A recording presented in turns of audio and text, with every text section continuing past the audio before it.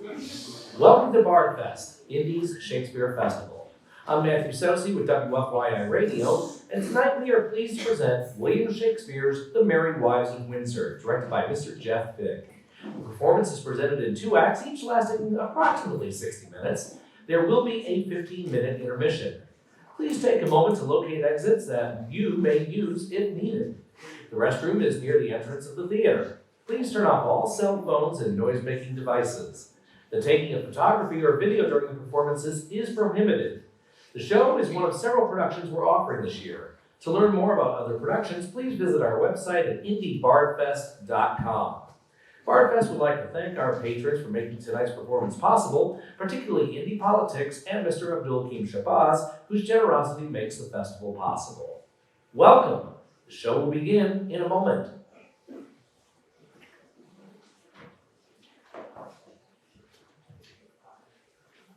Sir, you persuaded me not. I'll make a star chamber matter of it. Even if you were 20 Sir John Falstaff, you shall not abuse Robert Shallow, Esquire. In the county of Gloucestershire, justice of peace and coram.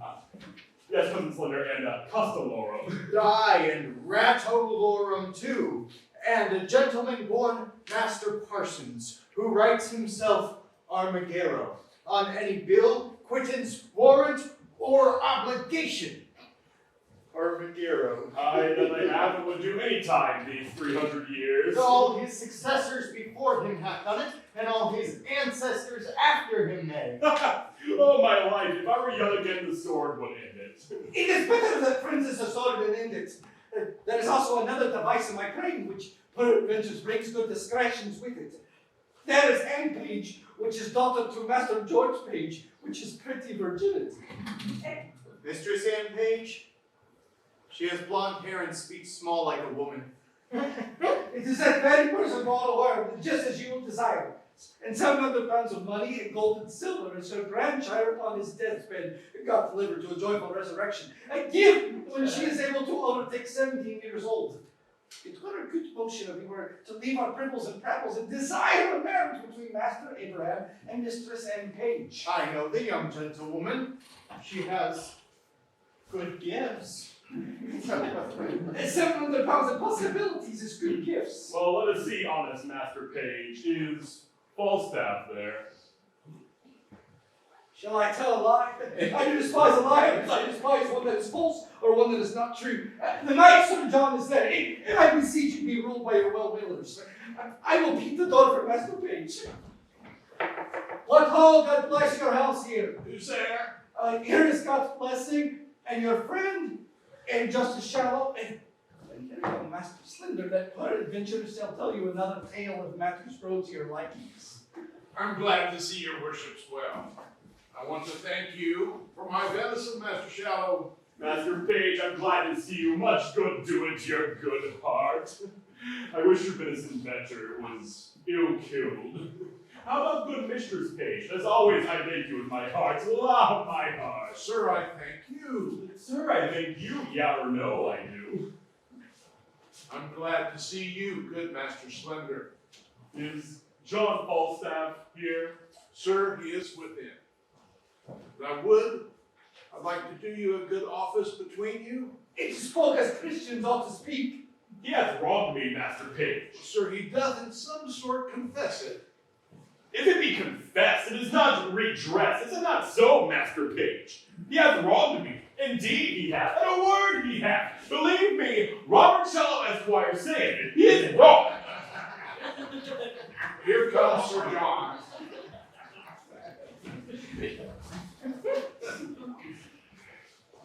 Now, Master Shallow, you complain of me to the king. Sir, you have beat my men, killed my deer, and broke open my lodge. But not kissed your keeper's daughter? Tut! A pen. This shall be answered. I shall answer it straight. I have done all of this. That is now answered. The council shall hear of this. For better for you if you were kept in council. You will be laughed at. For the venomous Sir John, good words. Good words, good carriage. Nay, daughter, carry the wine and we'll drink within. Oh, heaven. This is Mistress Anne Page. How now, Mr. Ford? Mistress Four, by my troth, you are very well met. By your leave, good mistress. Why, bid these gentlemen welcome. Come, we have a hot venison pasty to dinner. Come, gentlemen, I hope we shall drink down all unkindness. I would rather than 40 shillings I had my book of songs and sonnets here. Come, cuz, we stayed for you. A moment with you, cuz. Marry this, cuz. It were a tinder, a kind of tinder made afar off by Sir Hugh here. Do you understand me? Aye, sir, you shall find me reasonable if it be so. I shall do that is reason. But nay, understand me. So I do, sir. Give in to his motions, Master Slender. I will description the matter to you, if you be capacity.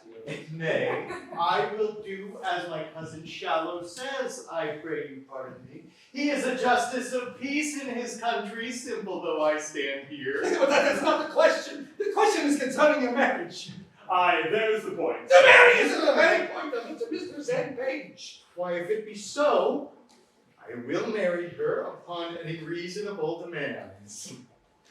Can your affection the omen?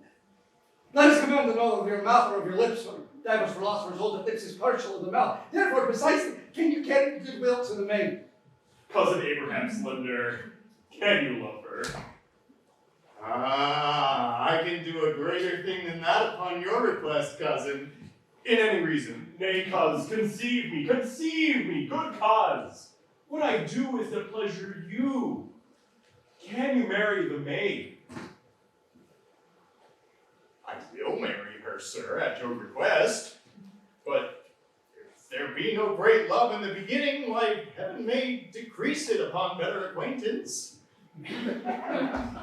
When we are married and have more occasion to know one another, I hope upon familiarity will grow more contempt. But if you say marry her, I will marry her. That I am freely dissolved and dissolutely. The dinner is on the table. My father desires your worship's company. I shall wait on him, Mr. Zan. Odds blessed wheel, I will not be absent to grace. Will it please your worship to come in, sir? No, I thank you, forsooth, heartily. I'm very well. The dinner attends you, sir. I am not hungry, thank you, forsooth.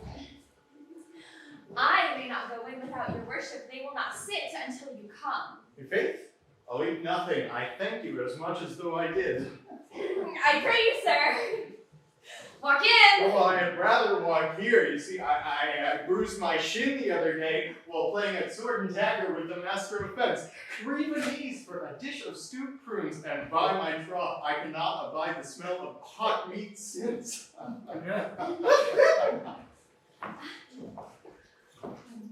Come, gentle Master Slender, come, we stay for you. I'll eat nothing, I thank you, sir.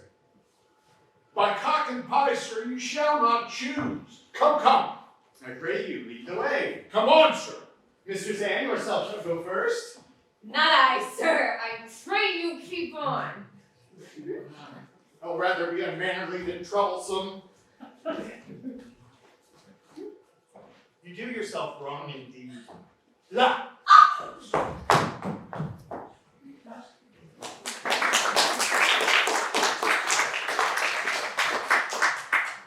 Go your way and ask of Dr. Caius's house, which is the way. And there dwells one mistress quickly, which is in the manner of his nurse, or his dry nurse, or his cook, or his laundry, his washer, and his ringer. Well, sir. Oh, nay, it is better yet. Give her this letter, for she is an omen that's altogether his acquaintance with Mr. Zen Page. And this letter is to desire and require to solicit your master's desires to Mr. Zen Page. Be gone, I pray you. I will make an end of my dinner. There's pippins and cheese to come.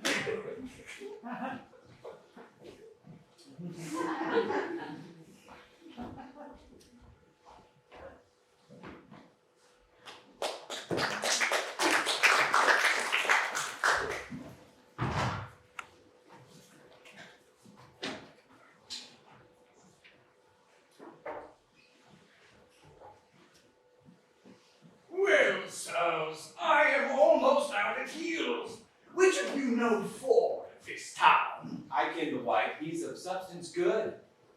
My honest lads, I'll tell you what I'm about. 2 yards and more? Lucas, now please come. I am indeed in the waist about 2 yards, but I am now about no waist. I am about thrift. Briefly, I do mean to make love to Ford's wife. I espy entertainment in her. She discourses, she carves, she gives the leer of invitation.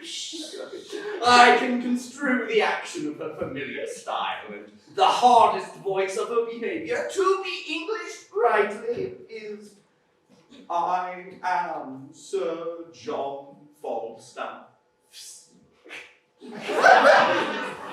Well, he had studied her will and translated her will out of honesty into English. The anchor is deep. Will that humor pass? Now, the report goes she hath all the rule of her husband's purse, and he hath a legion of angels. As many devils entertain, and to her Boys they are. The humor rises. It is good. Humor me, the angels. I have written me here a letter to her, and here another to Page's wife, who even now gave me good eyes too. Glanced o'er my parts with such judicious love. Sometimes the beam of her view gilded my foot, sometimes my portly belly. and Betty's son to the dunghill did shine. Thank you for that humor. She did so course all my exteriors with such a greedy intention that the appetite of her eye did seem to scorch me up like a burning glass. Here's another letter to her. She bears the purse too. She's a rich Hannah, all gold and bounty. I will be cheater to them both, and they will be exchequers to me. They shall be my East and West Indies, and I will trade to them both. Come, bear thou this letter to Mistress Page, and thou this to Mistress Ford. We will thrive, lads. We will thrive. Shall I become so ponderous of Troy, and by my side wear steel, then Lucifer take all? I will run no base humor. Here, take the humored letter. I will keep the savior of reputation.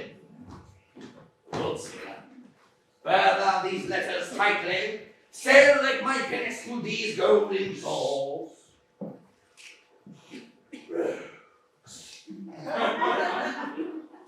Hence, a thought, vanish like hailstone. Go.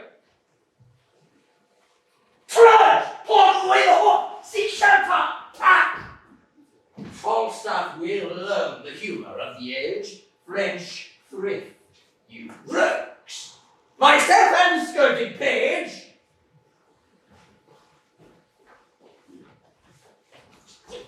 Protest quite thy guts for golden fallen homes and high and low, because the rich and poor. Tester all having pots with them shall lack pigs, frigid turf. I have operations which be humors of revenge. Wilt thou revenge? By Welkin and her star. By wit or by steel? With both the humor's eye. I will discuss the humor of this love to Page. And I to Ford shall eke unfold how Falstaff, varlet vile, his dove will prove, his gold will hold, and his soft couch defile.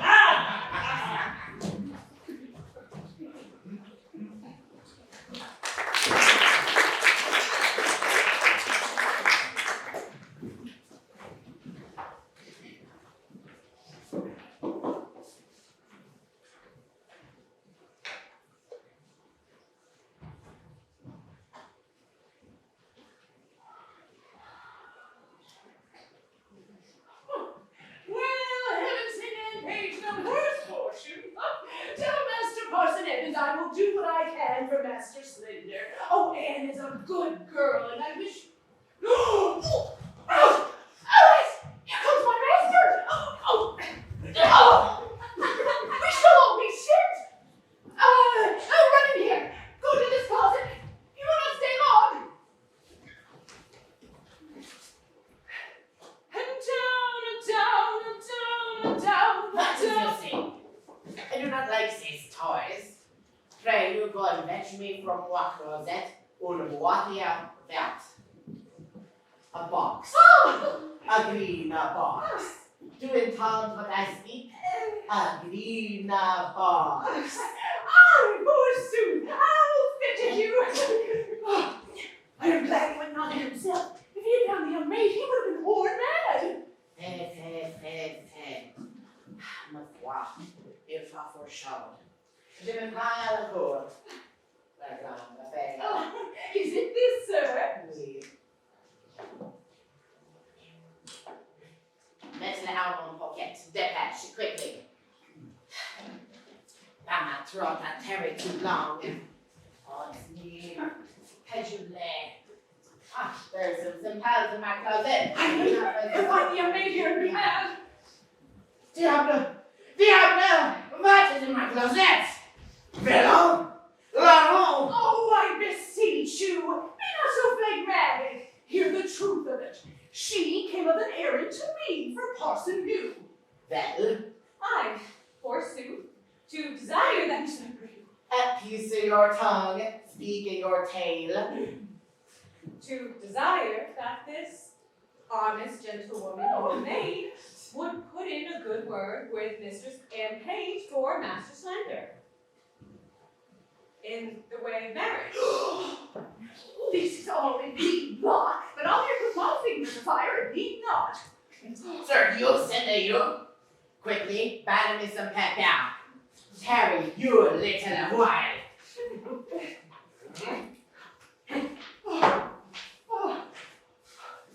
I'm glad he's so quiet. If he had been thoroughly moved, you should have heard him so loud and so melancholy. Oh, the French doctor, my master, is in love with Mistress Anne Page. But notwithstanding that, I know Anne's mind. Oh, that's neither here nor there. You jackanape, give us this to Sir you. By God, it is a challenge. I will teach a scurvy jackanape place to meddle on me. You may be gone. It is not good you tarry here. God will cut all this to stones. By God, he shall have a stone to throw his stone. Alas, he speaks but for his friend. It is no matter of their fact. Do not you tell me that I shall have Anne Page for myself. Myself? Sir, the maid loves you, and all shall be well. We must give folks leave to pray. What the good year? You shall have a fool's head of your own. No, I know Anne's mind for that. Never a woman in Windsor knows more of Anne's mind than I do, nor can do more than I do with her, I thank heaven. Who's within there? Oh! Who's there, Retro? Come near the house, I pray you. How now, good woman? How dost thou? Oh, the better that it pleases your good worship to ask. What news? How does pretty Mistress Anne? In truth, sir, and she is pretty and honest and gentle, and one that is your friend. I can tell you that, by the way, I praise heaven for it. Shall I do any good, thinkest thou? Shall I not lose my suit? True, sir, all is in his hands above. Oh, but notwithstanding, Master Fenton, I'll be sworn on a book, she loves you.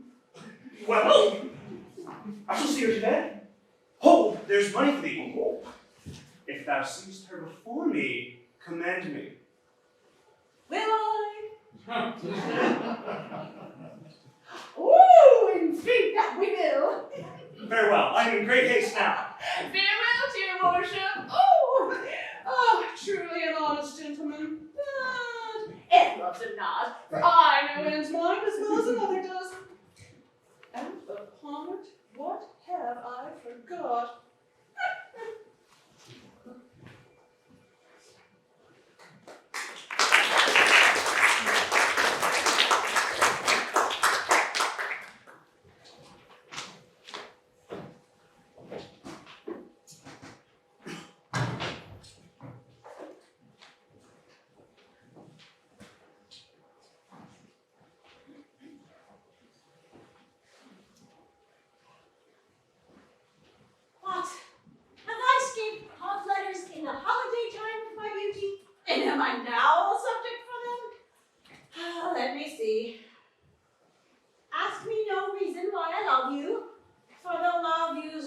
for his physician, he admits him not for his counselor. You are not young. No more am I. Go to then, there's sympathy.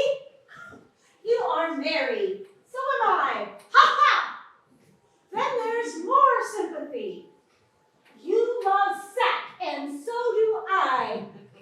Would you desire better sympathy? Let it suffice thee, Mistress Page. At the least, if the love of soldier can suffice, that I love me. I will not say pity me. 'Tis not a soldier-like phrase, but I say love me. By me, they know true knights by day or night, or any kind of light, with all his might for thee to fight. John Falstaff.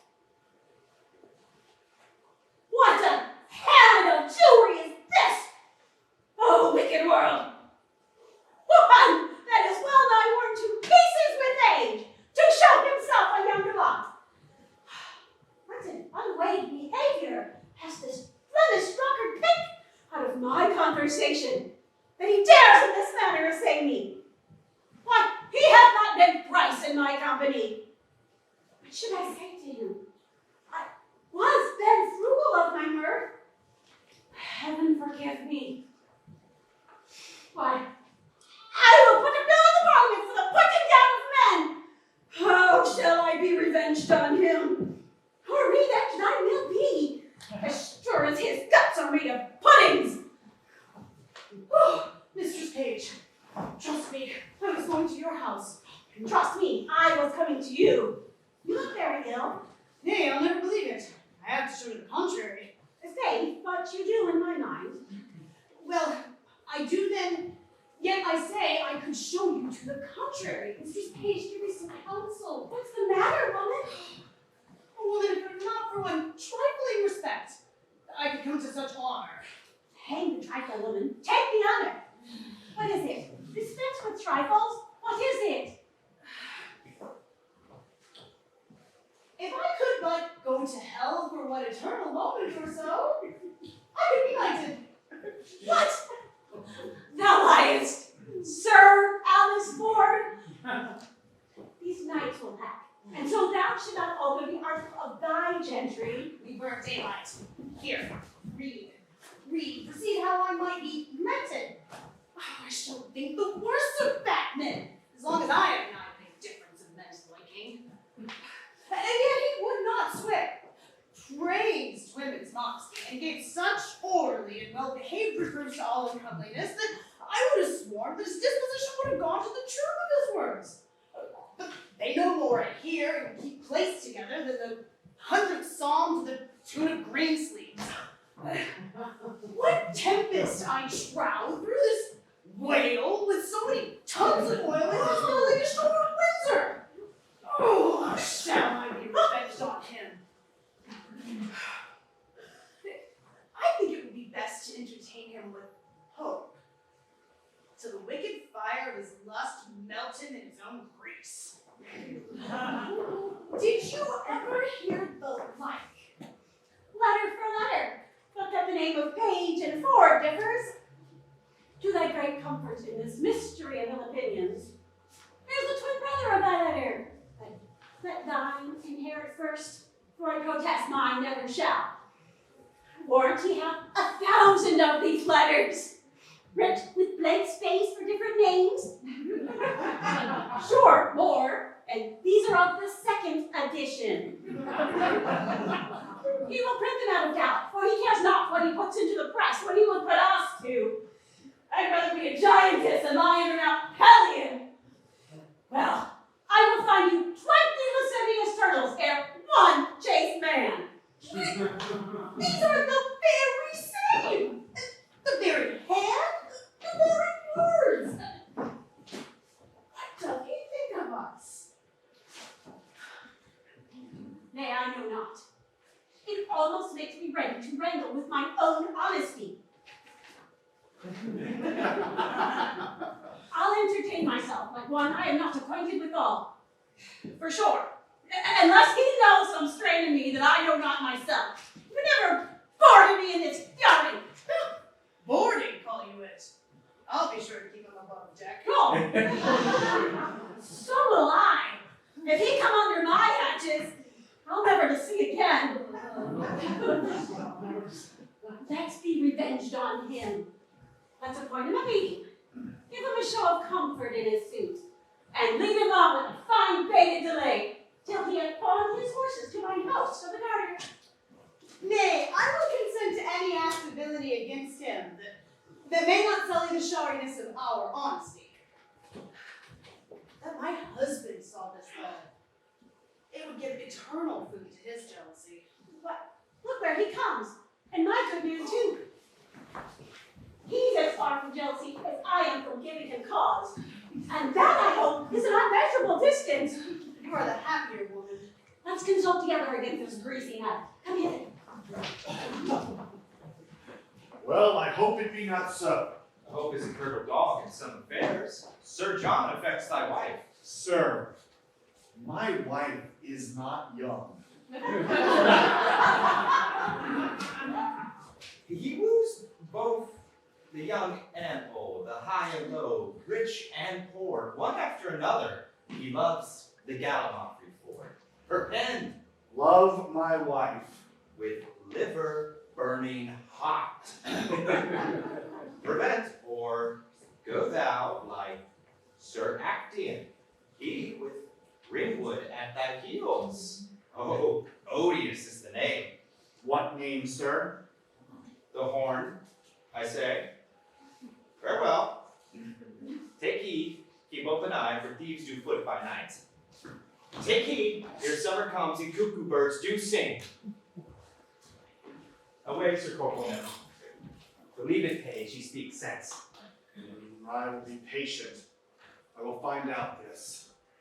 And this is true. I like not the humor of lying. He hath wronged me in some humors. I should have borne the humored letter to her. But I have a sword and it shall bite upon my necessity. He loves your wife. There's the short and the long of it. Adieu. I love not the humor of bread and cheese, and there's the humor of it. Adieu. The humor of it, quoth they. Here's a fellow writes English out of his wits. How now, Meg? Is it going, George? Hark you. How now, sweet Frank? What a melancholy. Melancholy? I am not melancholy. Get you home. Go. Faith, thou hast some crotchets in thy head. Now will you go, Mr. Sage? I'm with you. You'll come to dinner, George. Look who comes yonder. She shall be our messenger to this paltry night. I thought on her. Trust me, she'll fit it. You are come to see my daughter, Anne. Oh, aye, forsooth. And I pray, how does good Mistress Anne? Go in with us and see. We have an hour's talk with you. Oh.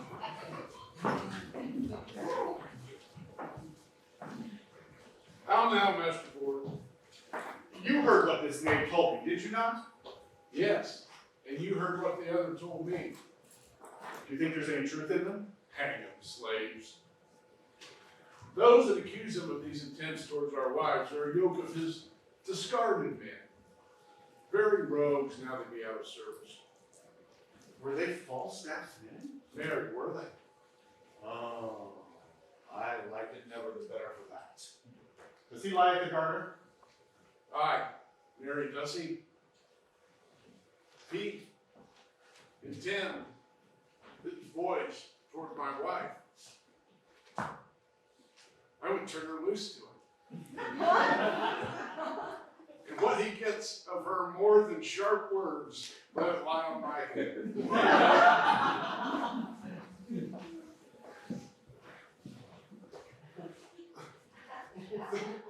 Though Page be a secure fool and stands so firmly on his wife's frailty, yet I cannot put off my suspicions so easily.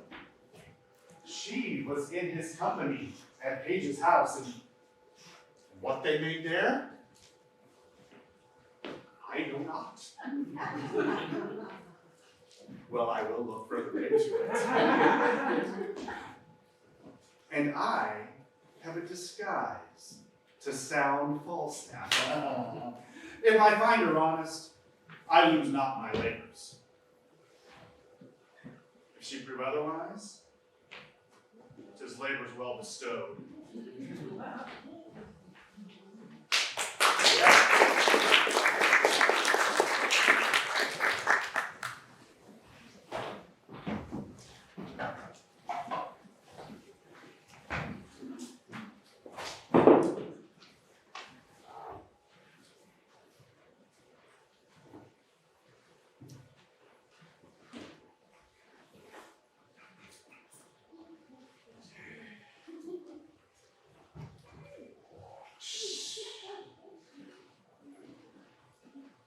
Sir, here's a woman would speak with you. Let her approach.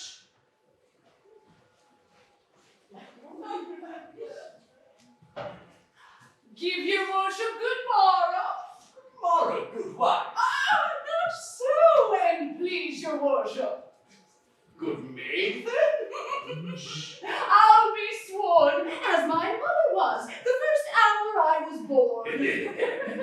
I do believe the swearer. What with me? Shall I vouchsafe your worship a word or two? 2,000, good woman, and I'll vouchsafe thee the hearing. There is one Mistress Ford, sir. I pray, come a little nearer this ways. I myself dwell with Master Dr. Caius. Oh, Mistress Ford, you say? Oh, your worship says very true. I pray your worship, come a little nearer this way. I warrant thee nobody hears. My own people, my own people. Oh, are they so? God bless them and make them his servants. Come, Mistress Ford, what of her? Why, sir, she's a good creature. Lord, your worship's a wanton. Well, heaven forgive you, and all of us, I pray. Mistress Ford, come, Mistress Ford. Mary, this is the short and the long of it. You have brought her into such a canary's as 'tis wonderful. The best courtier of them all, when the court lay at Windsor, could never have brought her to such a canary's. Yet there has been knights and lords and gentlemen with their coaches, I warrant you, coach after coach, letter after letter, gift after gift. Oh, smelling so sweetly. All musk, and so rustling, I warrant you, in silk and gold, and in such elegant terms, and in such wine and sugar of the best and the fairest that would have won any woman's heart. And I warrant you, they could never get an eye wink of her. I had myself 20 angels given me this morning, but I defy all angels in any such sort as they say, but in the way of honesty. And I warrant you, they could never get her so much as sit on a cup with the proudest of them all. And yet there has been earls, nay, wishes more pensioners, but I warrant you, all is one with her. What says she to me? Mary, Be brief, my good she Mercury. Mary, she hath received your letter, for the which she thanks you 1,000 times, and she gives you to notify that her husband will be absent from his house between 10 and 11. 10 and 11. I pursued, and then you may come and see the picture she says that you want of. Master Ford, her husband, will be from home. Oh, alas, the sweet woman leads an ill life with him. He's a very jealousy man. She leads a very frail old life with him, good heart. Between 10 and 11. Woman, commend me to her. I shall not fail her. Oh, you say well. But I have another messenger to your worship.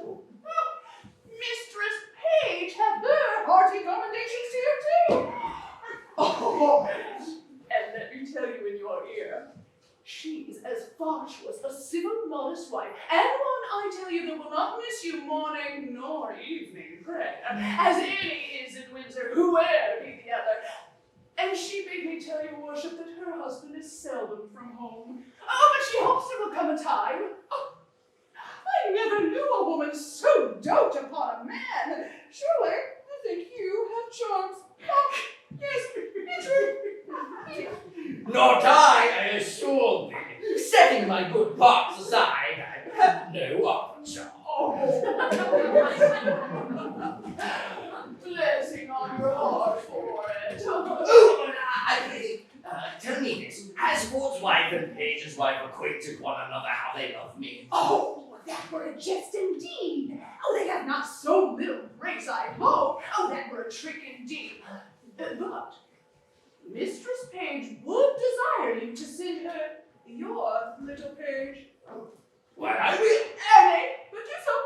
And look you, Robin may come and go between you both, and in any case have a nay word, that you may understand one another's words. But the girl never need to understand anything, for 'tis not good that children should know any wickedness. Old folks, you know, have discretion, as they say, and know the world.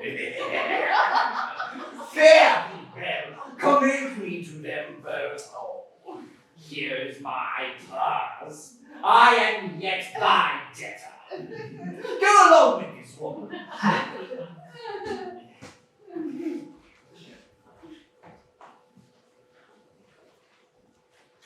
This news distracts me.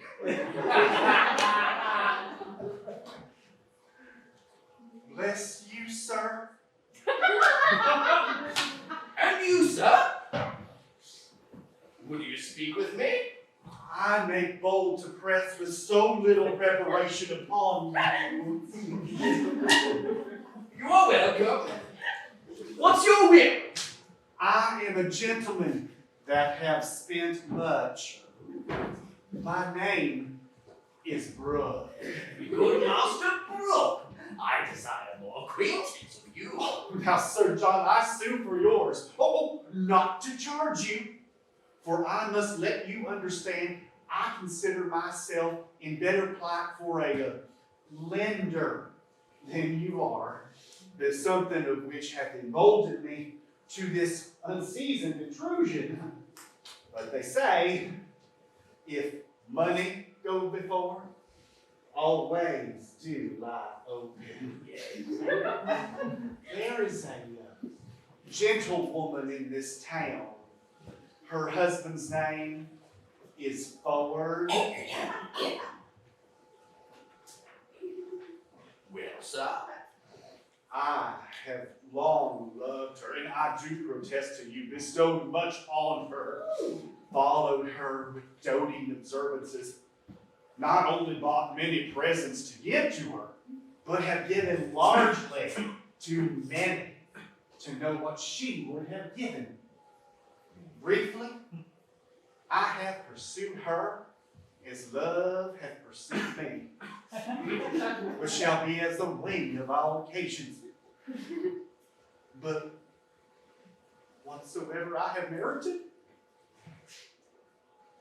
I have received none. Lest experience be a jewel, that I have purchased at an infinite rate.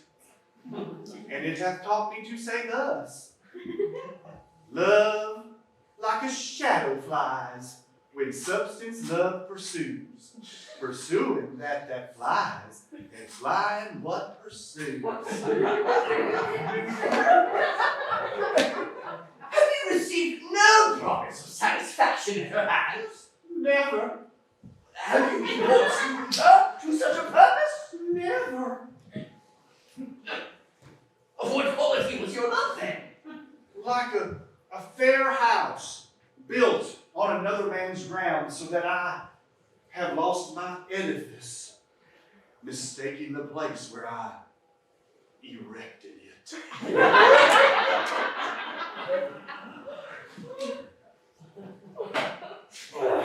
To what purpose have you unfolded this to me? When I have told you that Sir John. I've told you all. Some say, though she appear honest to me, in other places she enlargeth her mirth so far that there is shrewd construction made. Now, Sir John, here is the heart of my purpose. You are a gentleman of excellent breeding, admirable discourse, of great admittance, authentic of your place and person, generally allowed for your many warlike, courtlike, and learned preparations. Well, Oh, believe it, or you know it. There is money. Spend it. Spend it. Spend more. Spend all that I have. Only give me so much of your time in exchange of it to lay an amiable siege to the honesty of this Ford's wife. Use your art of wooing. Win her to consent to you. If any man may, you may as soon as any. Does it apply well to the violency of your affections that I should win what you would enjoy? Methinks you prescribe to yourself most preposterously. Oh, understand my drift. She dwells so securely in the excellency of her honor that the folly of my soul dares not present itself. She's too bright to be looked against. Now, could I come to her with some detection in hand, my desires then would have instance and argument to commend themselves. I could begin to drive her from her ward of purity, her reputation, her marriage vow, and 1,000 of her other defenses, which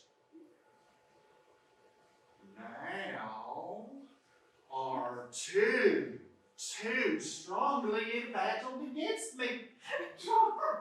What say you to it, Sir John?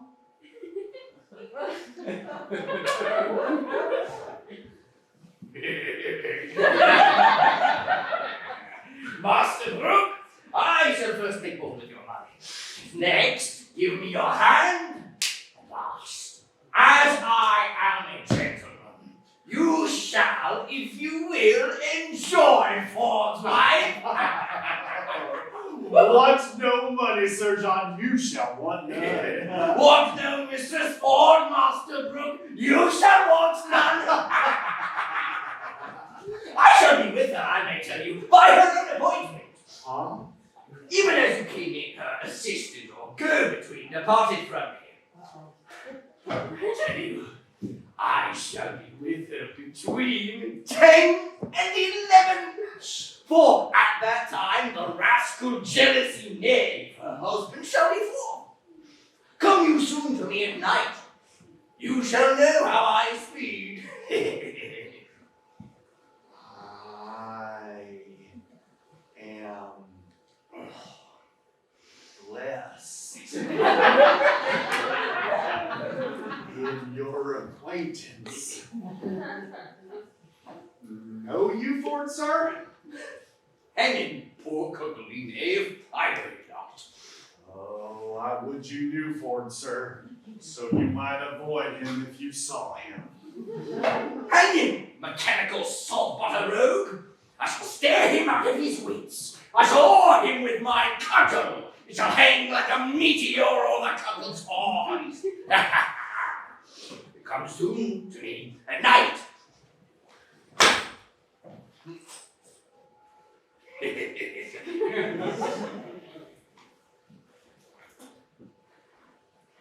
What a damned Epicurean rascal is this? My heart is ready to crack with impatience. Who says this is improvident jealousy? My wife has sent to him. The hour is fixed. The match is made. Would any man have thought this? Oh, see the hell of having a false woman. My bed shall be abused, my coffers ransacked, my reputation gnawed at. And not only must I suffer these villainous wrongs, but stand under the adoption of abominable terms? And by him that does me this wrong, terms, names, cuckold, whittle, cuckold, the devil himself hath not such a name.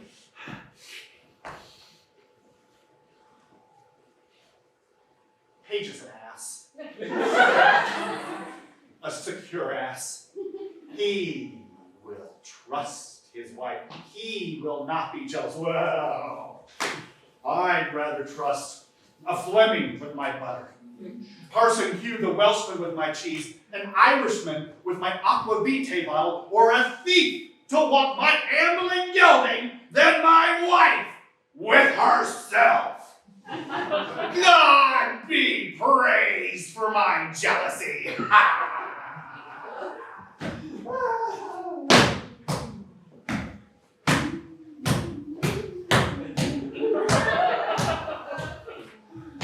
O'clock the hour. I will prevent this. Torture for my wife. Be revenged on Falstaff and laugh at Page. Well, I'll be about it. Better 3 hours too soon than 1 minute too late. Fie. Fie. Fie. Cuckold. Cuckold. Cuckold.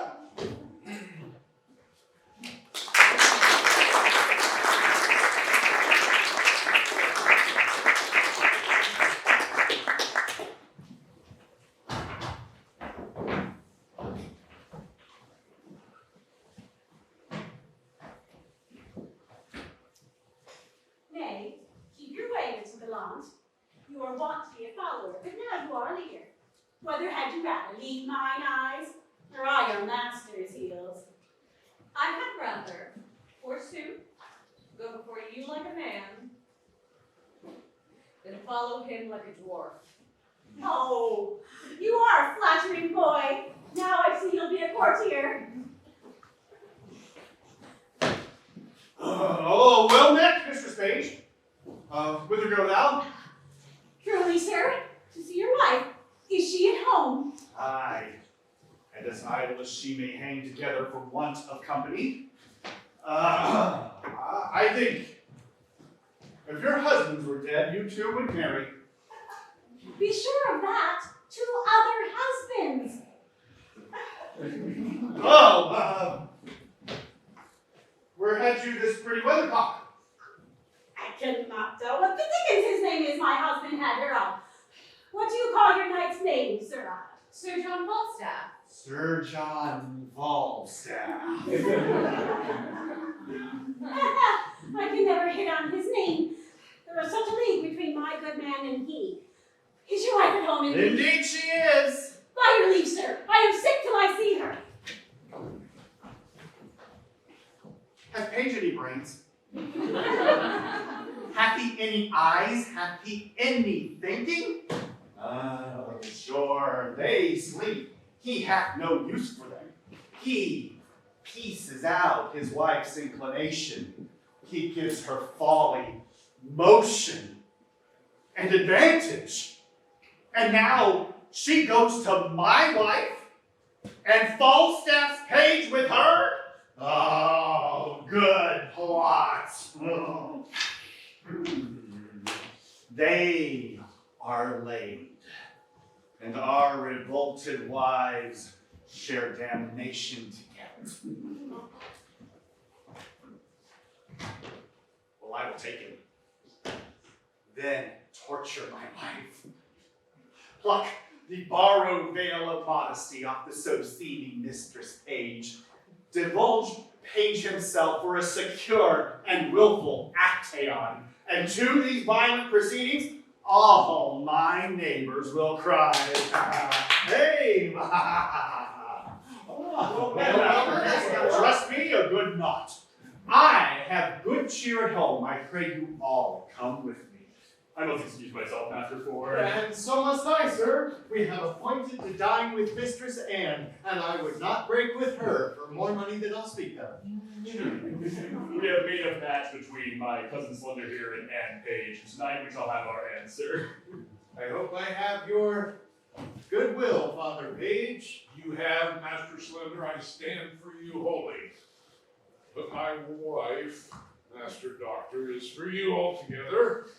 Wait, the maid, she loved me. My nurse quickly, she tell me as much. I beseech you heartily, some of you come home with me to lunch. Aside from your cheer, you shall have sport.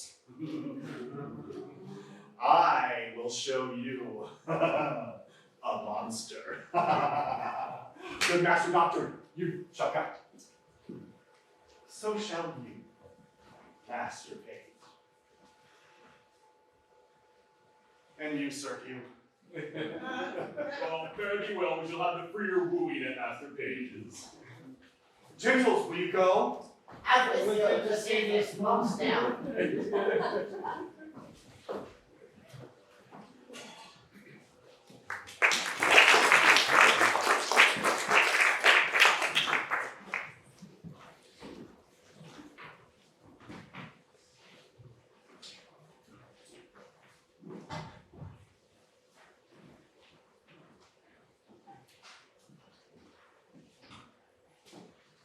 What, John? Robert?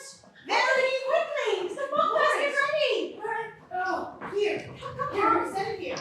If you're in the charge, we must be brief. Mary, as I told you before, John, Mary, Robert, be here hard by in the brew house. And when I call you, suddenly come forth. And without any pause or staggering, take this basket. And trudge with it in all haste and carry it among the wisters and dash at me. There! Empty it in a muddy ditch on the Thames side. You will do it. I have told them over and over they lack no direction. Be gone. Come when you are called. Here comes the robin. Oh, how now, my little eyes musket?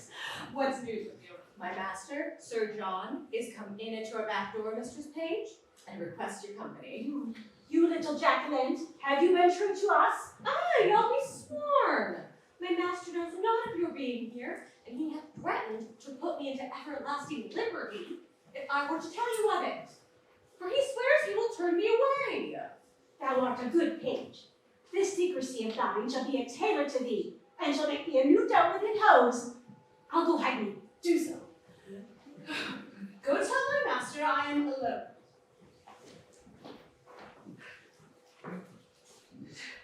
Mistress Page, remember you your cue.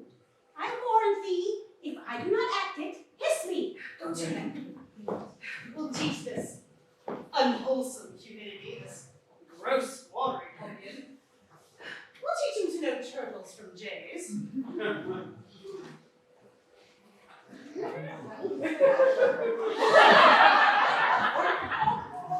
Have I caught thee, my heavenly jewel? Now, let me die, for I have lived long enough. This is the period of my ambition. wish. Oh, this blessed hour! Oh, sweet Sir John. Mistress Ford. I cannot calm. I cannot prate, Mistress Ford. Now shall I sing in my wish. I would thy husband were dead. I'll speak it before the best Lord. I would make thee my lady. I, your lady, Sir John. Alas, I should be a pitiful lady. Let the court of France show me such another. I see how thine eye would emulate the diamond. Thou hast the right archered beauty of the brow, as becomes the ship tire, or the tire valiant, or any tire of Venetian riches. A plain handkerchief, Sir John, my brows become nothing else. Nor that will neither. By the Lord, thou traitor to say so, thou wouldst make an absolute courtier. I see what thou wert, if fortune thy foe were not. Nature thy friend. Come, thou canst not hide. Believe me, there's no such thing in me. What made me love thee? Let that persuade thee there's something extraordinary in thee. But come, I cannot call and say thou art this or that, and like many of these lisping hawthorn buds that come like women in men's apparel and smell like buckler's berry, simple time I cannot. But I love thee, none but thee, and thou deservest it. Do not betray me, sir. I fear you love Mistress Page. Thou mayst as well say that I love to walk by the county gate, which is as hateful to me as the reek of a lime kiln.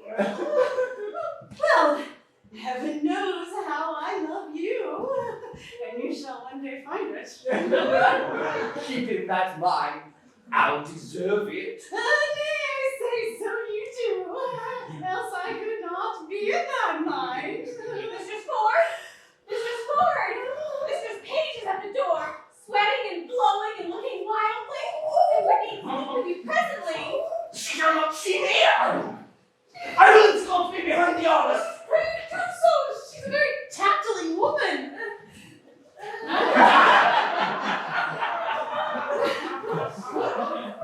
Calm down, Mrs. Page. What's the matter? Oh, Mistress Ford! What have you done? You're shamed! You're overthrown! You're undone forever! Why, good Mistress Page, what is the matter? Oh, well a day, Mistress Ford, having an honest man to your husband to give him such cause of suspicion. What cause of suspicion? What cause of suspicion? Out upon you. How am I mistaken you? What's the matter? How now? Your husband's coming hither, woman, with all the officers in Windsor, to search for a gentleman that he says is here now in the house, by your consent, to take ill advantage of his absence. You are undone. 'Tis not so, I hope. Pray heaven it be not so, that you have such a man here. But 'tis most certain your husband's coming, with half Windsor at his heels, to search for such a one. I come before to tell you, if you have a friend here, convey him out. Be not amazed, call all your senses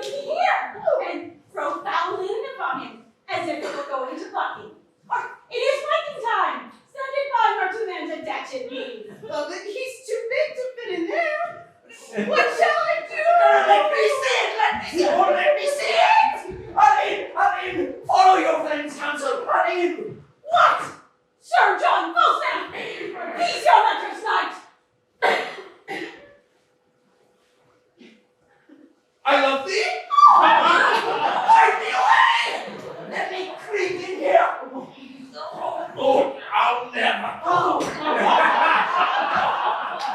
Oh, you're right, Mr. Sword. John, Robert, Mr. Something Nice.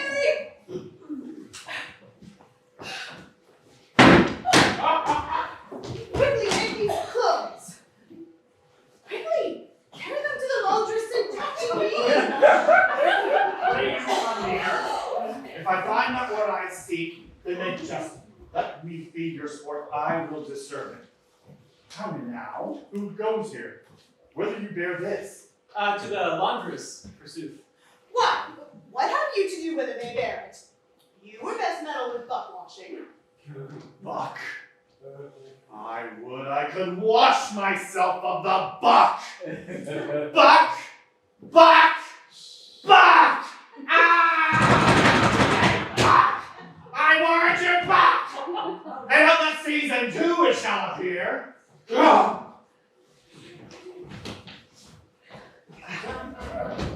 Gentlemen, I have dreamed tonight. I will tell you of my dreams. Here be my keys. Ascend my chambers. Search. Seek. Find out.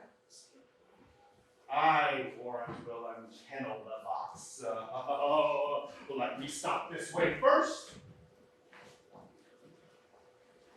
So now, uncope. Hey, Master Ford, be content. You wrong yourself too much.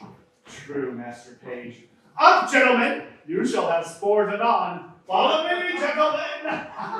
This is very fantastical humors and jealousies. By God, it is not the fashion of France. It is no jealous in France. Nay, gentlemen, follow him. See the issue of his search.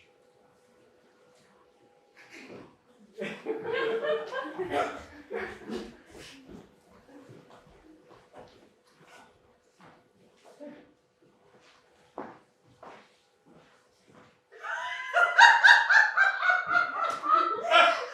there not a double excellency in this?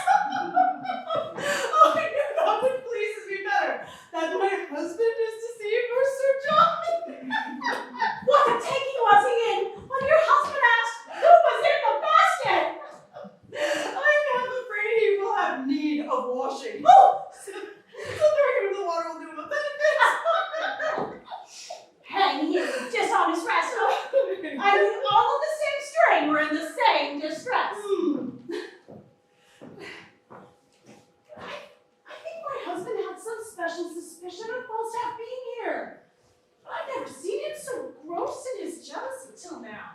I will lay a plot to try that. And we will yet have more tricks with Falstaff.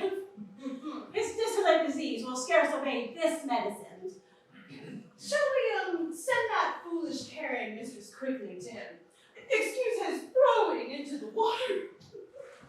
And give him another hoe to betray him to another punishment. We will do it. Let it be sent for tomorrow, 8 o'clock, to have amends.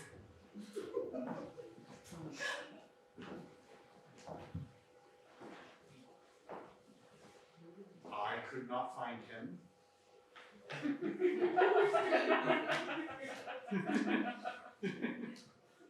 Maybe the knave bragged of that he could not compass. Heard you that?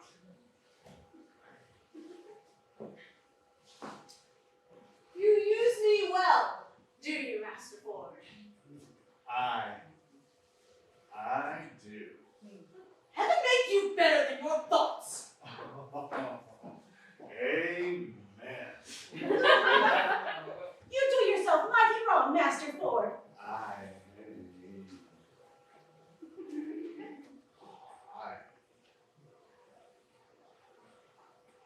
must bear it. If there be anybody in the house, and in the chambers, and in the coffers, and in the presses, heaven forgive my sins at the day of judgment. Regard, no, I too. There is no bodies. Fine, Master Ford. Are you not ashamed? What spirit, what devil suggests this imagination? I would not have your distemper in this kind for the wealth of Windsor Castle. 'Tis my fault, Master Page. I suffer for it. You suffer for a pet conscience. Your wife is almost as our desirous among 5,502. May God I see, 'tis an honest woman. Well, I promise you a lunch. Come walk in the park with me. I pray you, pardon me.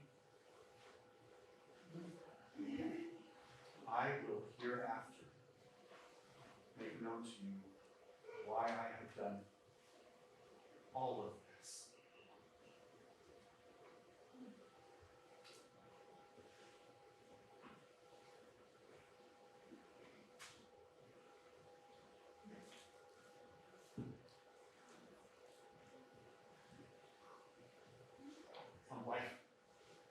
Come, Mistress Page. I pray you pardon me. Pray heartily. Pardon me.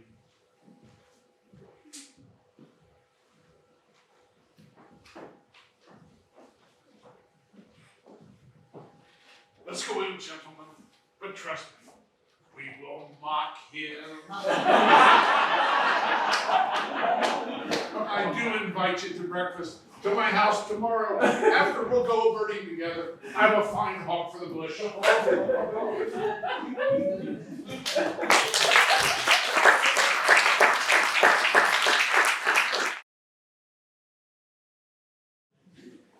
I see I cannot get thy father's wealth, and therefore,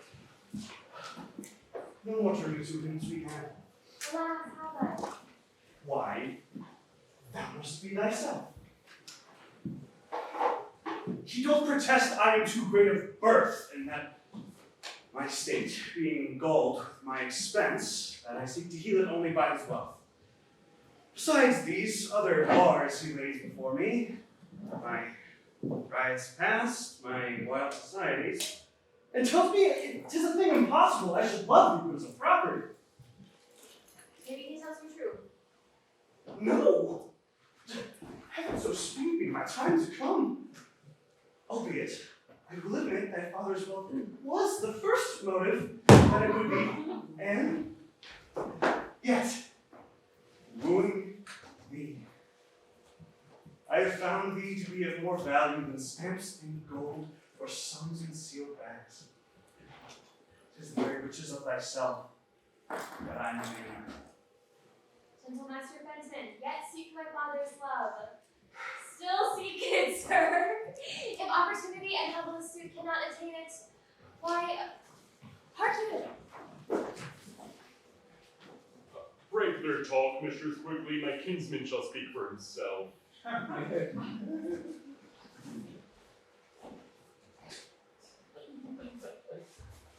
Oh, like a shaft or a bolt on it! Slid. 'Tis but venturing. Be not dismayed, good cuz. Nay, she shall not dismay me. I care not for that.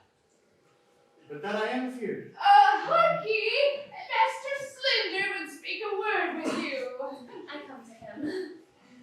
This is my father's choice. What a world of vile and ill-favored false looks handsome in 300 pounds a year. Oh, and how does good Master Fenton pray you a word with you? To her, cuz she's coming. Remember, that's the father. I had a father, Mistress Anne. My uncle can tell you good jests of him. Pray you, good uncle, tell Mistress Anne the jest. How my father stole 2 geese from a pen, good uncle. Mistress Anne, my cousin loves you. Aye, that I do, as much as I love any woman in Gloucestershire. And you will maintain you like a gentlewoman. Aye, that I will, come cut and long tail, under the degree of a squire. He will make you 150 pounds Good Master Shallop, let him move for himself.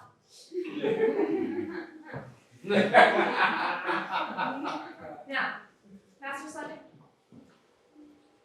Now, good Mistress Anne? What is your will? My will? Oh, it's hardly, that is a pretty jest indeed. I ne'er made my will yet, I thank heaven. Not such a sickly creature, I give heaven praise. I mean, Master Slender, what would you with me? Truly, for mine own part, I would little or nothing with you. Your father and my uncle have made motions. If it be my good luck, so. If not, a happy man be his dole. They can tell you how things go better than I can. You may ask your father. Here he comes. Now, Master Slender. Love him. Oh, man. How now? What does Master Fenton here? You wrong me, sir, thus still to haunt my house. I told you, sir, my daughter is disposed of.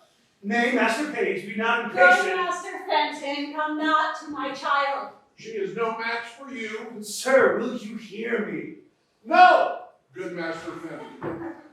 Come, Master Shallow, son Slender, in.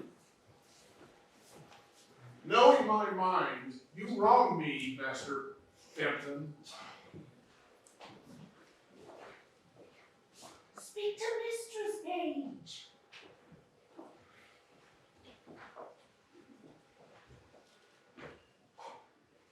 Good Mistress Page, for that I love your daughter in such a righteous fashion as I do. Perforce, against all checks, rebukes, and manners, I must advance the colors of my love and not retire. Let me have your goodwill. Good mother, do not marry me to yon fool. I mean it not. I seek you a better husband. Oh, that's my master, Master Doctor. Alas, I had rather be set quick in the earth and bolted down with turnips. Come, trouble not yourself. Master Fenton, I will not be your friend, nor enemy. My daughter will I question how she loves you, and as I find her, so am I affected. Till then, farewell, sir. She must needs go in. Her father will be angry. Farewell, gentle mistress.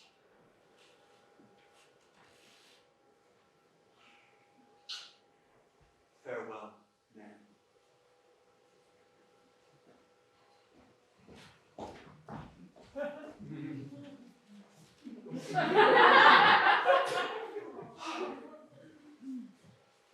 This is my doing now. Nay, said I, will you cast away your child on a fool and a physician? Look on Master Fenton. This is my doing. I thank thee, and I pray thee, once tonight, give my sweet man this ring. Here's for thy troubles. Oh, now heaven send thee good fortune. Oh, a kind heart he hath. A woman would run through fire and water for such a kind heart.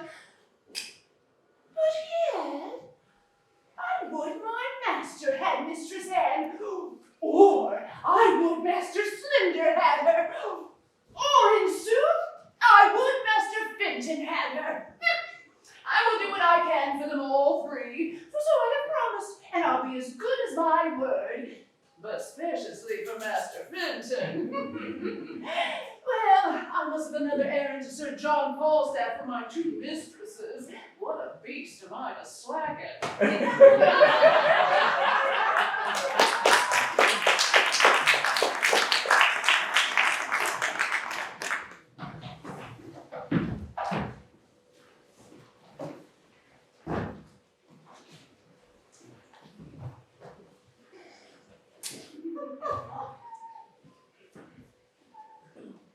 My lips to be carried in a basket, like a barrel of butcher's offal, to be thrown into the Thames.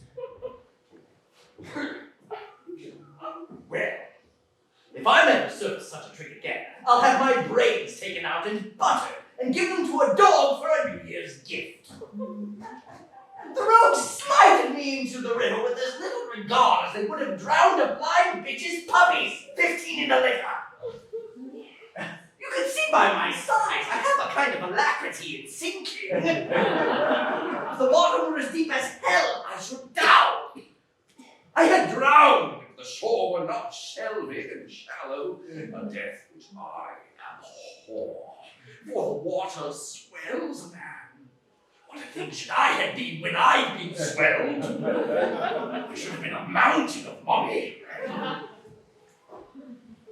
Here's Mr. Springer, sir, to speak with you.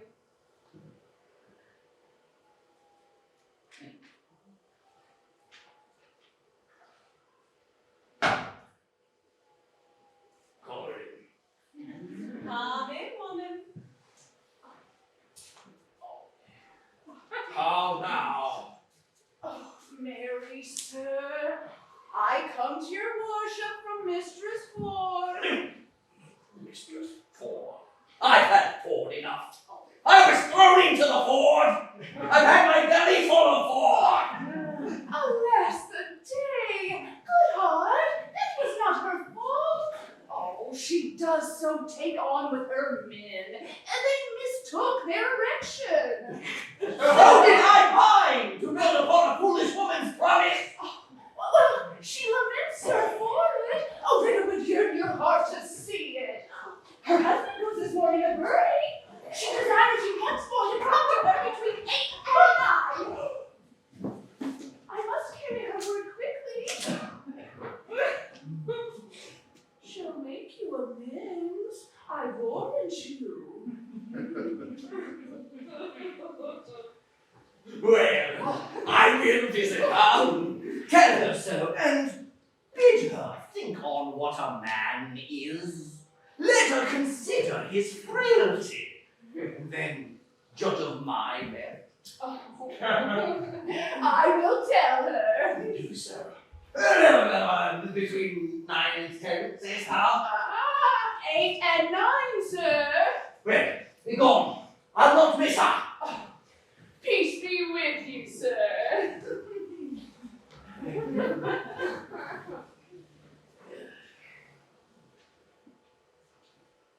I wonder I hear not of Master Brooke. He sent me word to remain with him. I like his money well. Here he comes. Bless you, sir. Good Master Brooke. You wish to know what hath passed between myself and Ford's wife. Oh, that indeed, Sir John, is my business. Master Brooke, I'll not lie to you. I was with her at the hour she appointed. And sped you, sir? Very ill-favoredly, Master Brooke. Oh, how so, sir? Did she change her determination? No, but the peaking cornuto, her husband, Master Brooke, comes he in the very hour of our meeting, after we had embraced and kissed. Protested, as it were, spoke the prologue of our comedy. With him a rabble of his companions that are provoked and instigated by his distemper, and forsooth to search his house for his wife's love. What, while you were there? While I was there?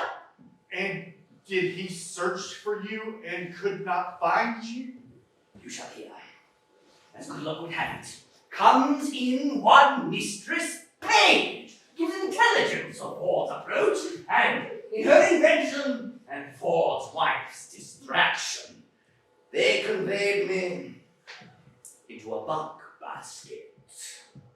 A buck basket? By the Lord, a buck basket! Rammed me in with fouled shirts and smocks, socks, foul stockings, greasy napkins.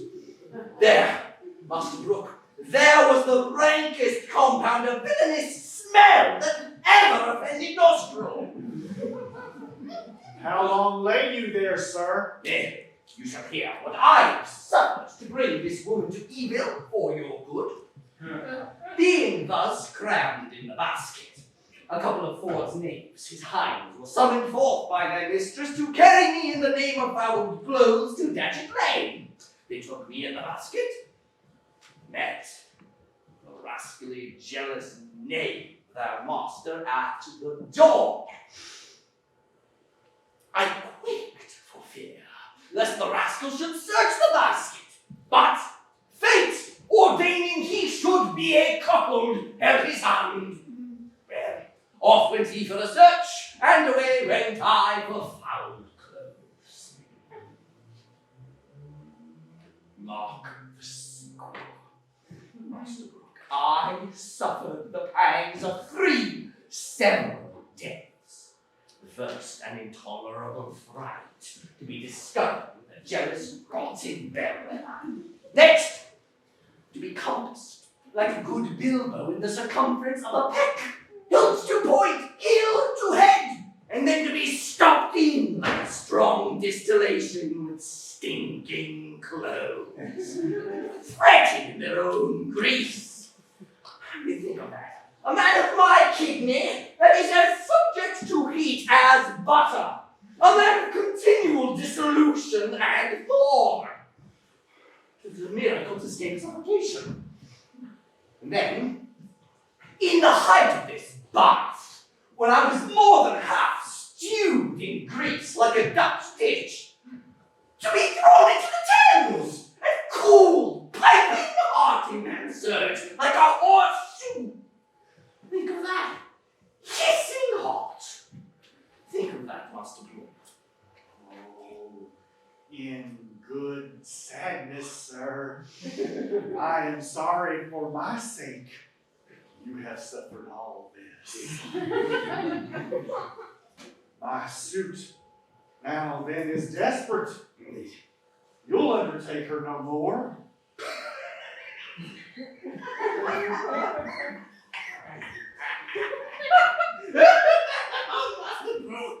I would be thrown into Etna as I have the Thames, and I believe her thus. Her husband is this morning gone a-birding. I have received another letter of embassy from her. Between 8 and 9 is the hour, Master Brooke. Oh, 'tis past 8 already, sir. Is it? Well, then I will address me to my appointment.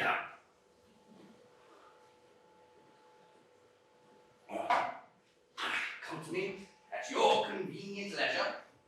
You shall know how I speak, and the matter shall be crowned your enjoying her. You shall have her, Master Brooke.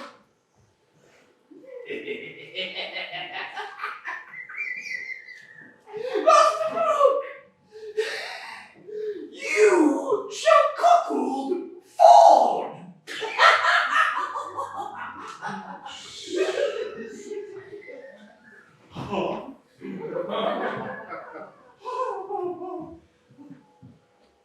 Is this a vision? Is this a dream? Do I sleep? Master Ford, awake! Awake, Master Ford! There's a hole made in your best coat, Master Ford. This, 'tis to be married. This, 'tis to have linens and buck baskets. Oh, well, I will proclaim myself what I am. Now, I will take the ledger. He is at my house. He cannot escape me. 'Tis impossible he should, lest the devil who guides him should aid him. I will search impossible places. Oh, if I have horns to make one mad, let the proverb go with me. I'll be horn mad.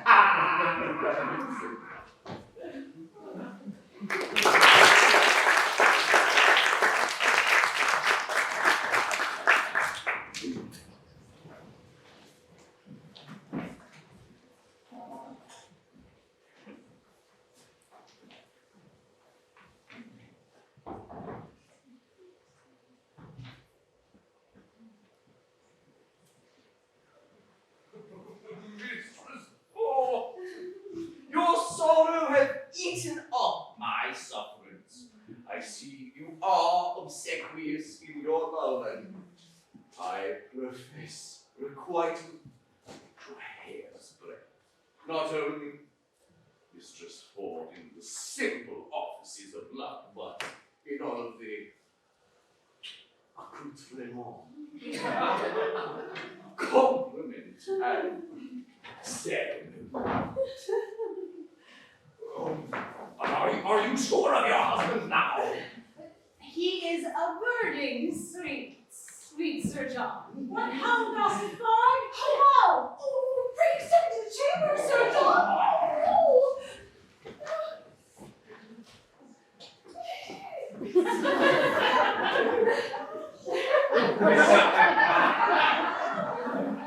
What now, Mistress Page?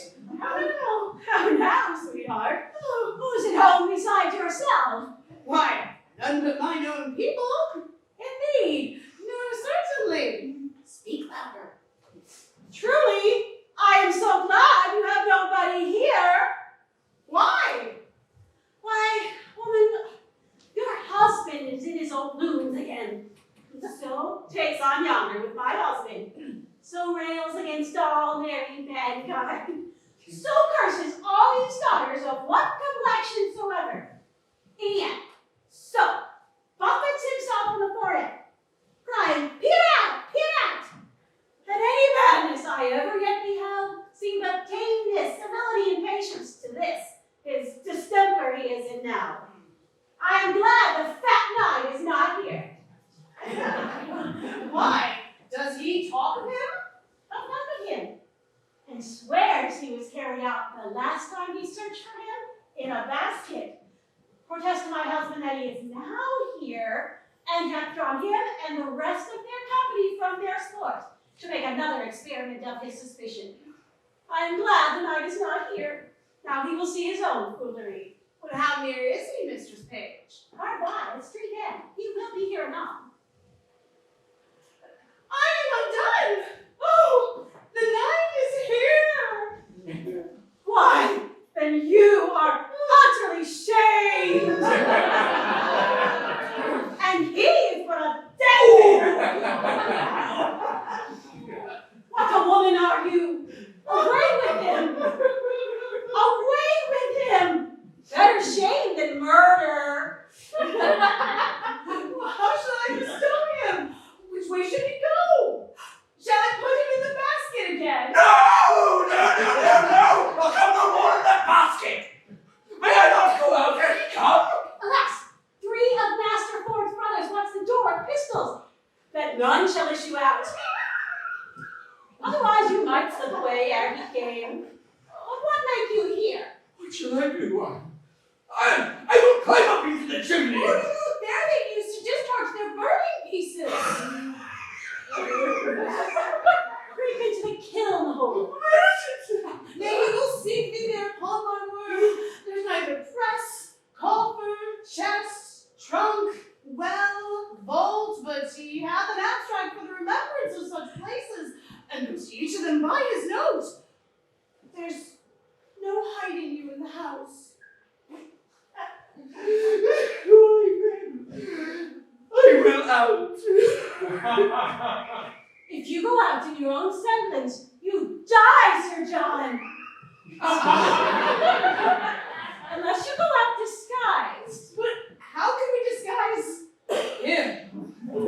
Alas the day, I know not. There's no woman's gown big enough for him. Otherwise I'd put on a hat, a kerchief, and a muffler, and still escape. Good hearts, devise some distraction, any extremity rather than a mischief.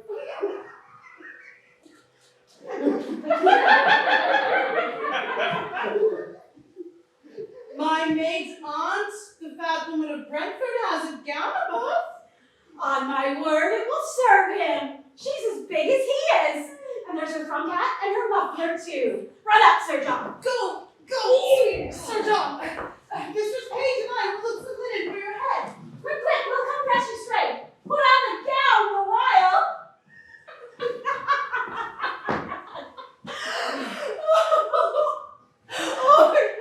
My husband would beat him in the shape. He cannot abide the old woman of Brentford. Swears she's a witch. Who bade her my house,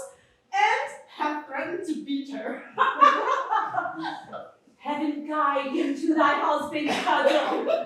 And the devil got his cuddle afterwards. But is my husband coming? Oh, in good service is he, and talks of the basket too. Howsoever he hath had intelligence. We'll try that. Yeah. For I'll appoint my men to take the basket again, and meet him at the door with it as they did the last time. But he'll be here presently. Let's go dress him like Witch of Brentford. I'll first direct my men what they shall do with the basket. Go up, I'll bring linen for him straight. Hang him, dishonest varlet. We cannot misuse him enough. We'll leave a proof by that which we will do. Wives may be married and yet honest too. We do not act, but often jest and laugh. 'Tis old but true. Still swine eat all the draft.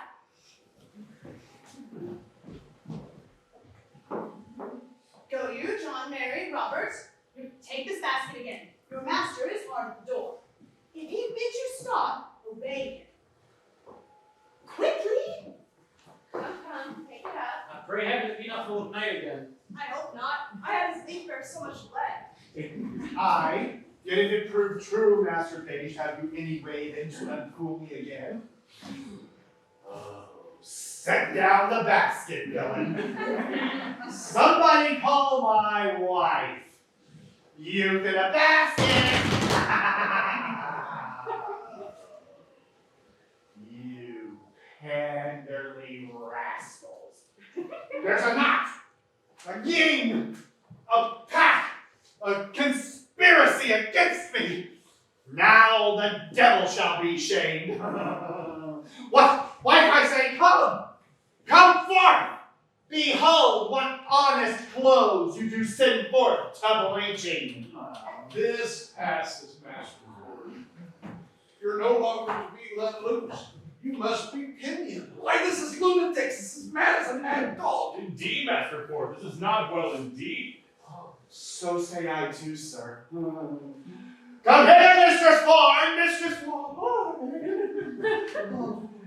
The honest woman, the modest wife, the virtuous creature that hath a jealous fool to her husband. I suspect, without cause, mistress, do I? Heaven be my witness, you do, if you suspect me in any dishonesty. Well said. Brazen face. Hold it out. Come forth, sirrah.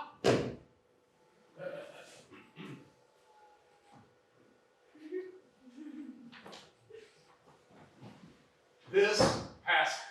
Are you not ashamed? Leave the clothes alone. How have I been on it? 'Tis unreasonable. Should judge all of the imagination to your own heart, you must come away. In a basket, I say. Why, man? Why? Master Page, as I am a man, there was one conveyed out of my house yesterday in this basket. Why may he not be there again? In my house, I am sure he is.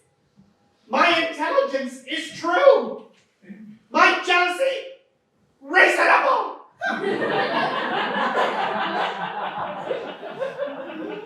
Block me out all the women! If you find a man there, he shall die of fleas, Dad. Here's no man. Why, my fidelity, Master Ford, this wrongs you. First of all, you must play enough all the imaginations of your own hearts. This is jealousies.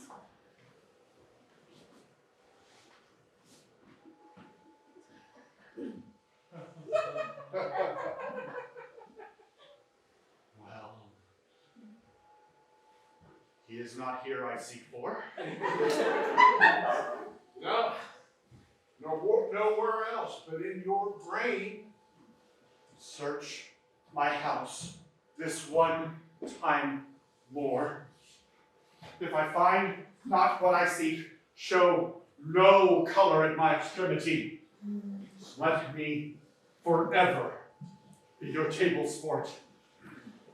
Let them say of me, as jealous as Ford, who searched a hollow walnut for his wife's leman.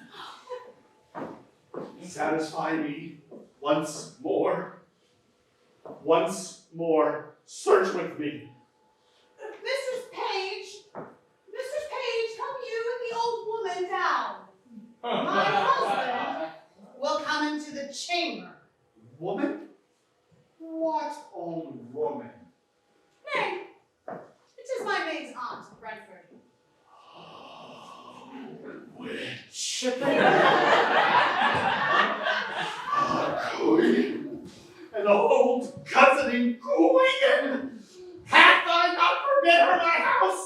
Oh, she comes of errands, does she? Come down, you witch! You hag, you... Come down, I say! Oh. Oh, dear gentlemen, let him not strike the old woman. No, Mother Bratton. No. I'll thrash her. Out of my door, you witch! You hag! You baggage! You polecat! You reckon! Out! Out! I'll conjure you! I'll fortune tell you!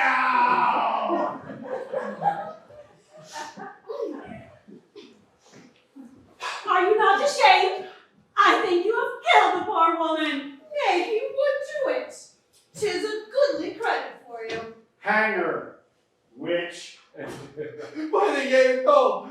I think the woman is a witch indeed. I like how the woman has a great beard. I spy a great beard under his muffler. Will you follow, gentlemen? I beseech you, follow. See the issue of my jealousy. If I speak thus upon no trail, never trust me when I open again. Come, gentlemen, to obey his humor a little further.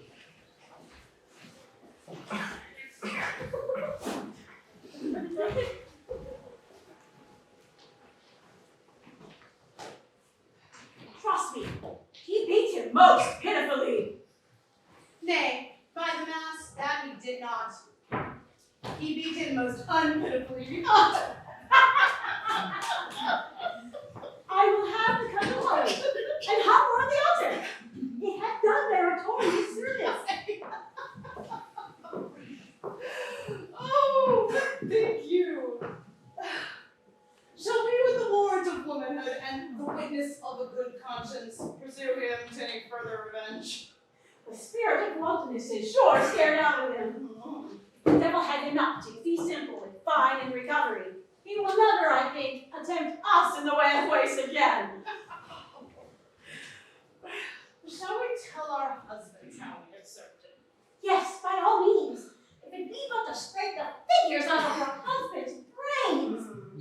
If they can see in their hearts that the poor, unvirtuous fat knight shall be any further afflicted, we too will still be the ministers.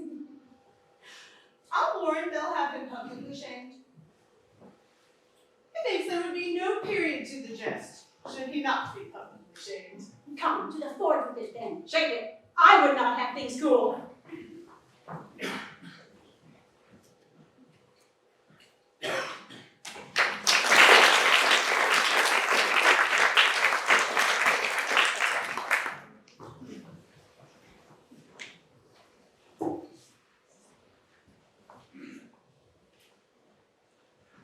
'Tis one of the best discretions of a woman as ever I did look upon.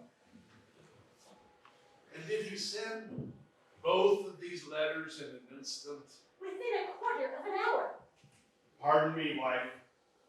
Henceforth, do what thou wilt. I will rather suspect the sun with cold than thee with wantonness. Now doth thy honor stand in him who was of late a heretic, as firm as faith. 'Tis well, no more. Be not as extreme in submission as in offense. Now let our plots go forward. Let our wives yet, once again, make us public sport. point of meeting with this old fat fellow that we can take him and disgrace him for it? Why, there's no better way than that they spoke of. How? To send him word that they'll meet him in the park at midnight? Fine, he'll never come.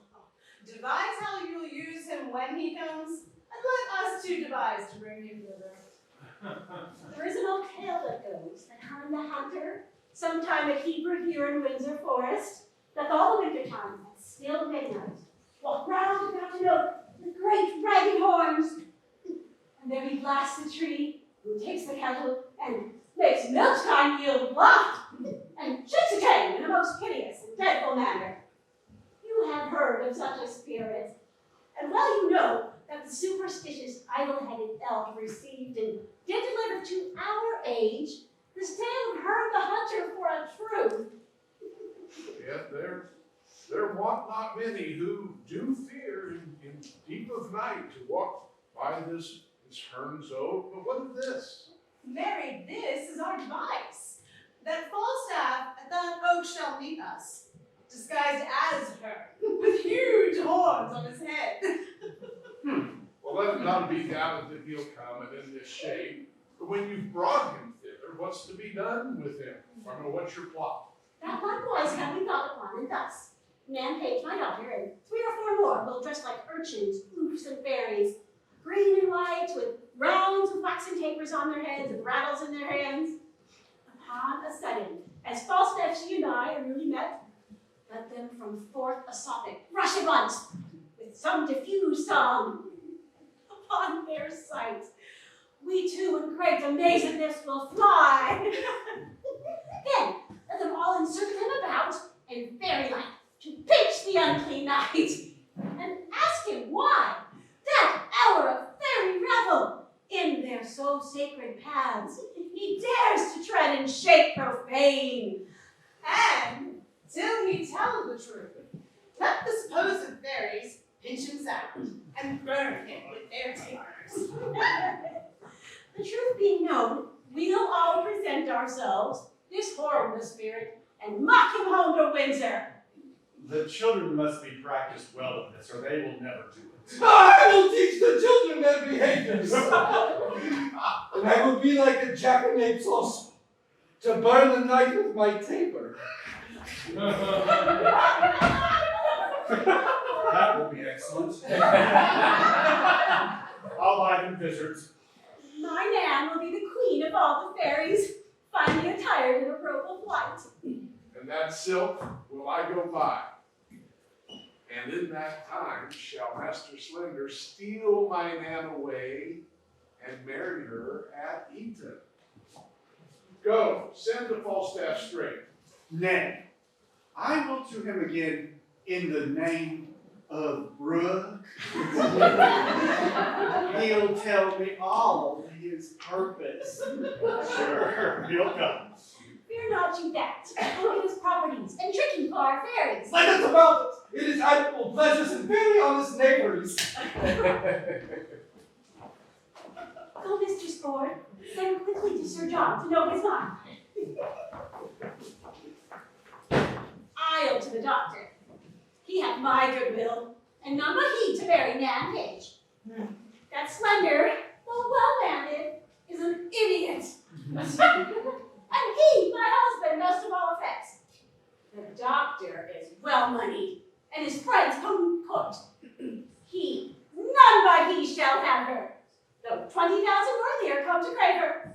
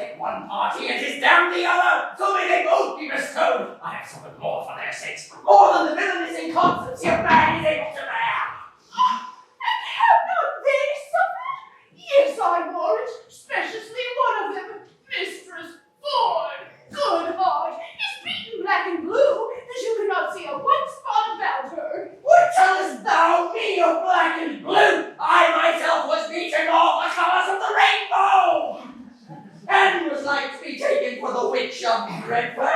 And not my admirable dexterity of wit in calculating the action of an old woman delivered me, the knave constable had set me in the stocks. In the common stocks for a witch!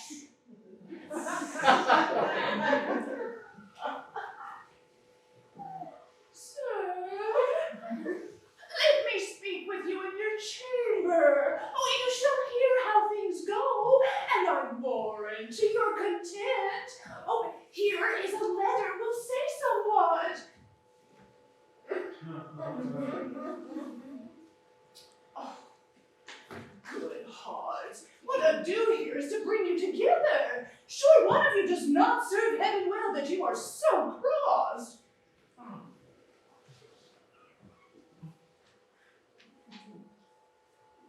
Come up with me, it's my chamber.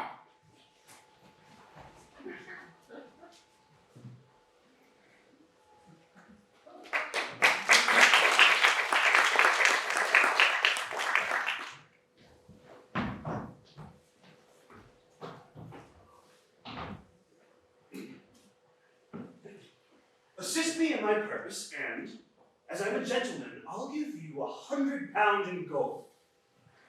I will hear you, Master Fenton, and I will at the least keep your counsel. From time to time I have acquainted you with the dear love I bear to fair and age, who mutually have answered my affection, so far forth as herself might be her chooser, even my wish. I have a letter from her of contents of which you will wonder at, the mirth whereof so larded with my matter that neither singly can be manifest without show of both. Fat Falstaff hath a great scene, even to the jest I'll show you here at large. Hark! Tonight, at Hearn's Oak, just twixt 12 and 1, must my sweet Nan present the fairy queen. The purpose why is here, in which disguise.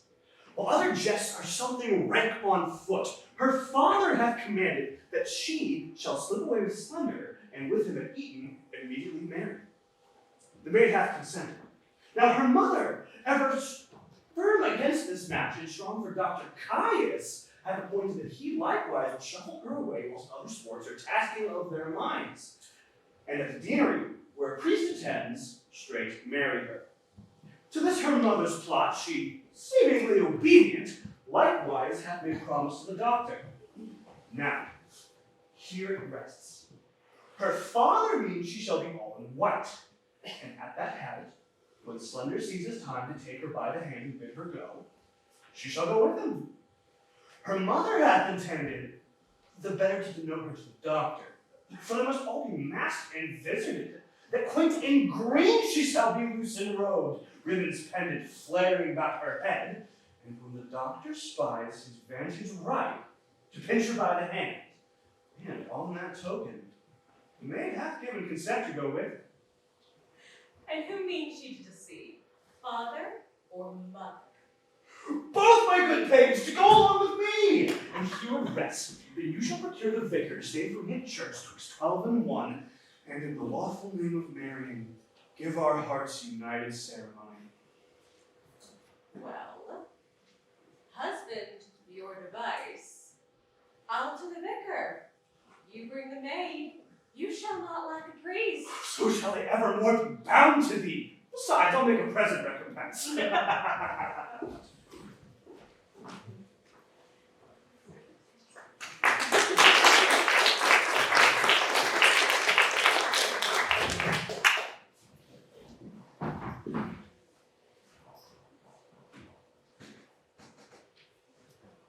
Prithee, no more prattling. Go. Oh, this is the first time. I hope there is good luck in odd numbers. Where I go. They say there is divinity in odd numbers, whether nativity, chance, or death. Away, I say! I'll provide you a chain, and I'll do what I can to get you a pair of boards. Away! Go! Hold up the head!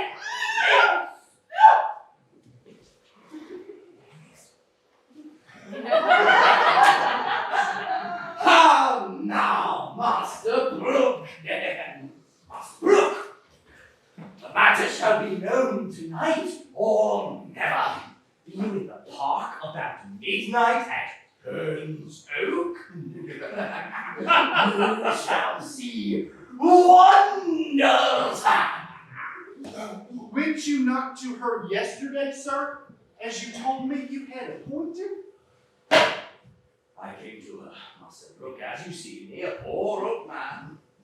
I came from her, Master Brooke, like a poor old woman. That same knave fought her husband out, the finest mad devil of jealousy in him that ever governed frenzy. I say he beats me most grievously in the shape of a woman. Dionysus, follow me. I will tell you strange things of this knave Ford, on whom tonight I shall be revenged. And I shall deliver his wife into your hands. Follow me. Strange things in hand, Master Brooke. Follow.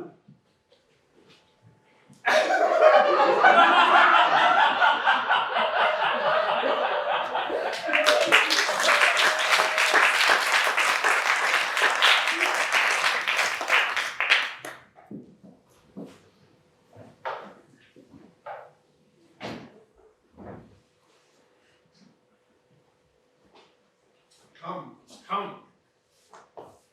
We'll couch in the castle ditch till we see the light of our fairies. Remember, son Slender, my daughter. Aye, forsooth, I have spoke with her, and we have a nay word how to know one another. I come to her in white, and cry, Mum! And she cries, Budget! And by that, we will know one another. That's good too, but what need of your mum or her budget? The wife shall distinguish her enough. But it has struck 10. Oh, the night is dark. Spirits and light will be coming well. Heaven prosper our sport. No man means evil but the devil, and we will know him by his horns. That's a way, follow me.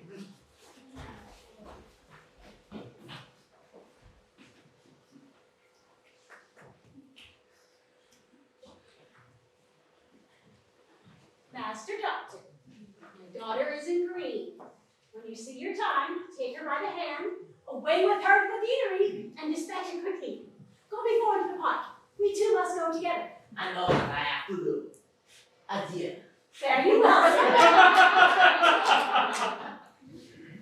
My husband will not rejoice so much at the abuse of Falstaff, as he will chafe at the doctor's marrying my daughter. But 'tis no matter.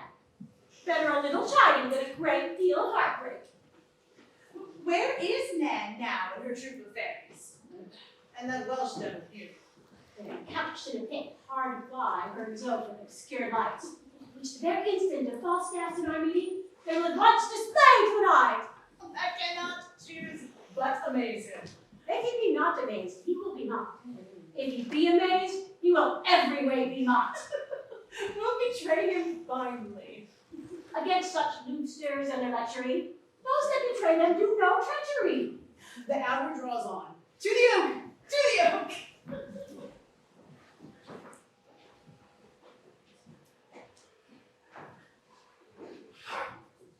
Trip, trip, fairies, come and remember your parts. Be bold, I pray you. Follow me into the pit. When I get the archments, do as I bid you. Come, come, trip, trip.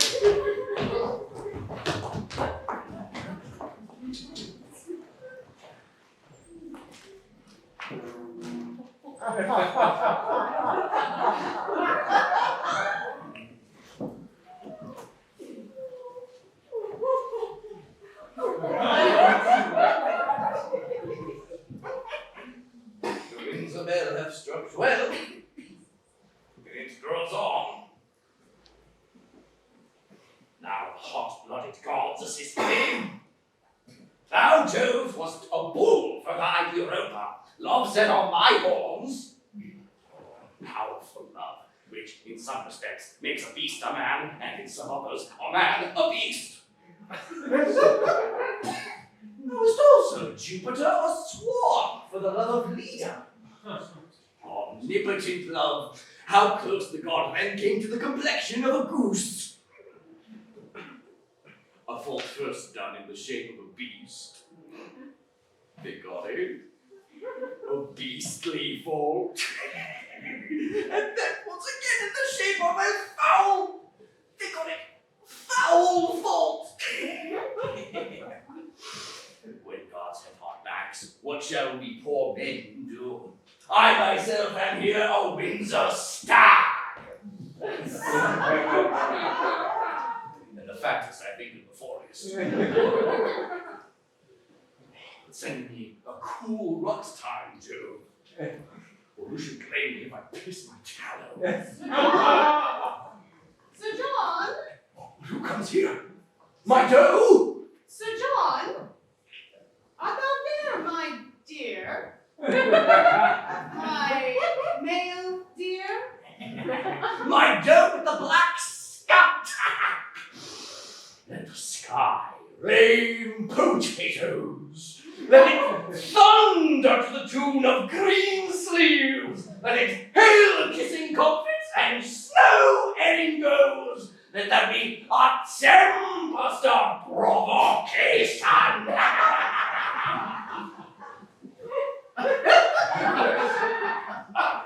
You'll shelter me. Mistress Page has come with me, sweetheart. Divide me like a bride buck, each a haunch. My side, I shall say for myself. My shoulders for the fellow of this walk. My horns I bequeath your husband's hat. Am I not a woodman? Speak I not like Herne the Hunter? Now Cupid is a child of conscience. He makes me restitution as I am a true spirit. Forgive us sins! Oh! Oh!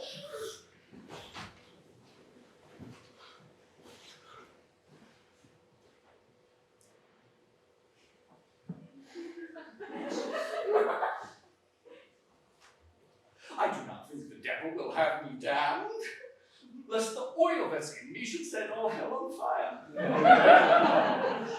It never else crossed me thus. Yes, black, grey, green, and white. You moonshine feathers and shades of night. You orphan heirs of fixed destiny. Attend your office and your quality. Cry a hobgoblin, make the very eyes. Elves, list your names. Silence your airy toys. Cricket to winds and chimneys, shout thou bid, where fires find unraked and hearts unsweet. There, pinch the maids as blue as bilberry. Our radiant queen hates sluts and sluttery. He that speaks to them shall die. I will weep and couch. No man there must hide. Where's P?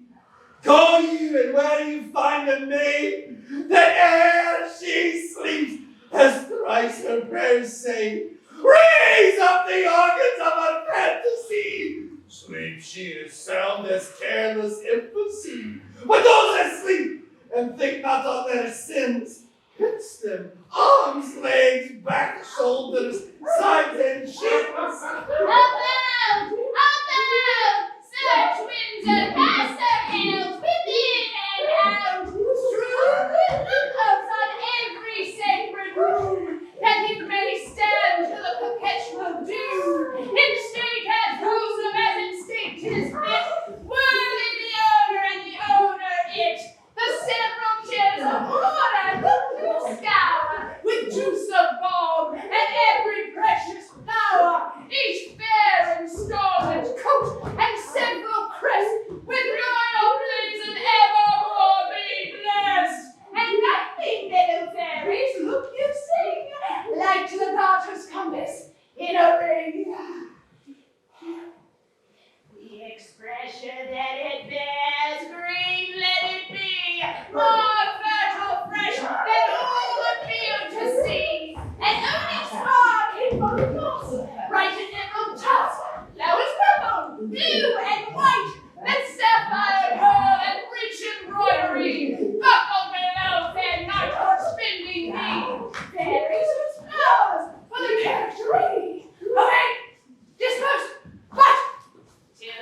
1 o'clock. Our dance of custom round about the oak of Herne the Hunter.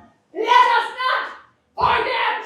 I pray you not hand in hand, yourselves in London set, and 20 global shall I lanterns be, to guide our measure round about the tree. But stay, I smell a man of Middle Earth. Heavens defend me from this Welsh fairy, lest he transform me into a piece of cheese. Vile worm, that was overlooked even in thy work. With triumph I touch me his finger end. If he be chased, the flame will back descend and turn into no pain. But if he start, it is the flesh of a corrupted heart. A trial, come! This would take fire.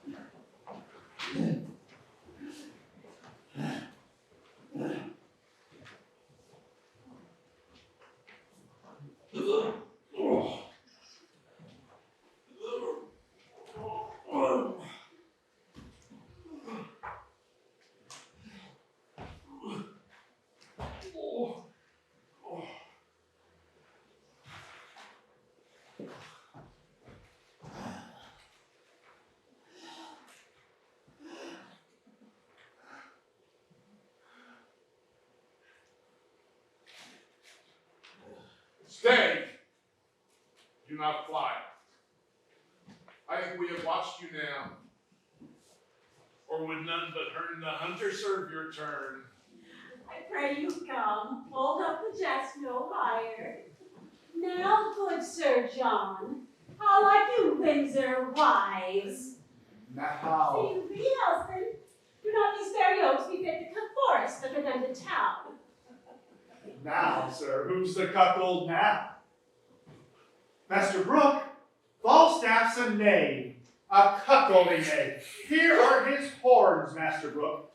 And Master Brooke, he hath enjoyed nothing of Ford's, but his buck basket, his cudgel, and 20 pounds of money, which shall be paid to Master Brooke. Oh, Sir John, we have had ill luck. We could never meet. I will never take you for my love again. But I will always count you my dear. I begin to perceive I have been made an ass. I am ox too, both the proofs are extant.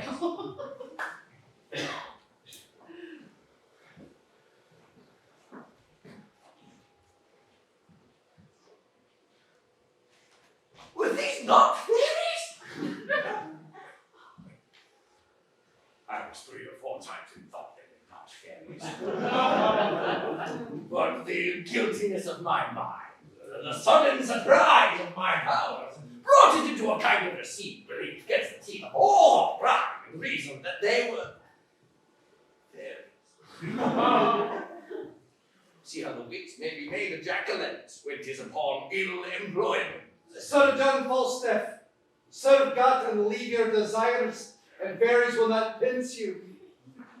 Well said, fairy you. And leave your jealousies too, I pray. I will never mistrust my wife again, till thou art able to woo her in good English. Have I laid my brains in the sun and dried them that they want matter to prevent such overreaching as this? Have I ridden the Welsh goat too? Shall I have a coxcomb of breeze? 'Tis time I was choked with a piece of toasted cheese. Cease is not good to give butter. Your belly is all butter. Seeds and putter. Have I lived to stand at the doors of one that makes fritters of English? This is enough to be the death of all lust and late walking through the realm. Why, Sir John, do you think that though we would have the virtue out of our hearts for the head and shoulders, and had given ourselves without scruple to hell, that ever the devil could have made you our delight? What, a hodge pudding? A bag of A flax? puffed man? Old, cold, withered, and intolerable entrails. And one that is as slanderous as Satan. And given to fornications and to taverns and sex and wine and methinklings, and to drinkings and swearings, dribbles and trebles. Well, I am your theme. You have the start of me. I'm dejected. I cannot answer the Welsh flannel. Ignorance is a plummet o'er me. Use me as you will. Nay, Sir John, we shall take you to Windsor, to one Master Brooke that you cozened the money, to whom you should have been a pander. Over and above all that you have suffered, I think to repay that money will be a biting affliction. Yet, be cheerful, knight, for thou shalt eat the possum tonight at my house. And I will desire thee to laugh at my wife that now laughs at thee, and tell her that Master Slender has married her daughter. Doctor, doubt that. If Anne Page be my daughter, she is by this Dr. Caius's wife. Oh, Father Page. Son, how now, son, have you dispatched? Dispatch. I'll make the whole of Gloucestershire know on it. What I were hanged else. Of what, son? I came yonder at Eton to marry Mistress Anne Page, and she's a great lubberly boy. If it had not been in the church, I might have swinged him. Or he should have swinged me. If I did not think it had been Mistress Anne, well, I might never stir. And 'tis a postmaster's boy. On my life, sir, you took wrong. What need you tell me that? I think so when I took a boy for a girl. If I had been married to him, for all he was in women's apparel, I would not have had him. Why, this is your own folly. Did not I tell you how you should know my daughter by her garment? I came to her in white and cried, "Mom!" and she cried, "Budget!" as Anne and I had appointed, and yet 'twas not Anne, but a postmaster's boy. Good George, be not angry. I knew of your purpose, turned my daughter into green, and indeed she is with the doctor of the deanery and fair married. There is Mistress Page! By God, I am cousin. I have married un garçon.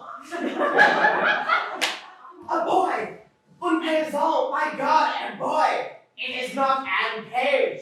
By God, I am cousin. Why, did you take her in green? I beg God, it is a boy. By God, I'll raise all Windsor. Well, this is strange. Who hath the right Anne? My heart, this gives me. Master Fenton is here.